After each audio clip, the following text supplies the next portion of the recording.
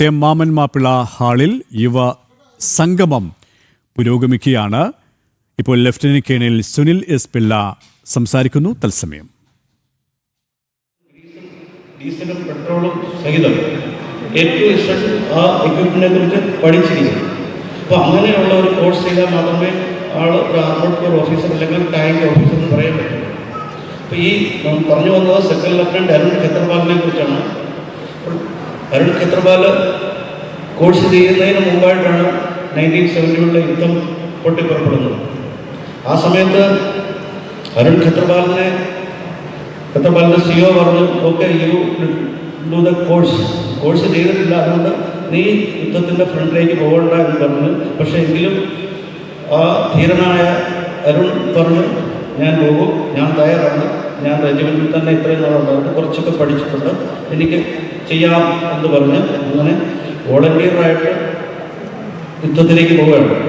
അങ്ങനെ പോകുന്ന സമയത്ത് ഈ അരുൺ ഖത്രപാലിൻ്റെ ടാങ്ക് നേരെ പാകിസ്ഥാനിലെ ഒരു വലിയ ടാങ്ക് വ്യൂഹം, അതായത് ഒരു ബ്രിഗേഡ് ഓഫ് ടാങ്ക്സ് എന്നാണ് പറയുന്നത്, വന്ന് ഫയർ ചെയ്യാൻ. യുവ സംഗമം lieutenant colonel Sunil S Pillai ഇപ്പോൾ അധ്യക്ഷത വഹിച്ച് സംസാരിക്കുകയാണ്. തത്സമയ ദൃശ്യങ്ങളാണ് പ്രേക്ഷകർ കാണുന്നത്. ഇപ്പോൾ മിഥുൻ മുരളി കൂടി ചേരുകയാണ്. മിഥുൻ, വലിയ റാലിയോടെ തന്നെയാണ് ഈ മാമൻ മാപ്പിള ഹാളിലേക്ക് ഈ യാത്ര സംഗമിച്ചതും ഇപ്പോൾ പരിപാടി പുരോഗമിക്കുന്നതും എത്രത്തോളം വർണ്ണാഭമാണ് പരിപാടി, മറ്റു വിവരങ്ങൾ കൂടി.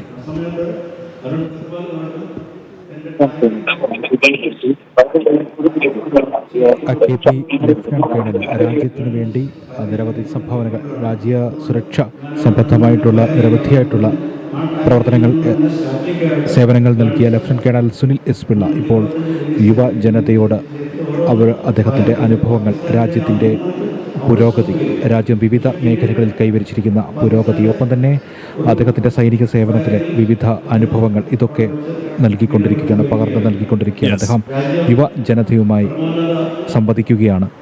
ഇനി അടുത്തതായി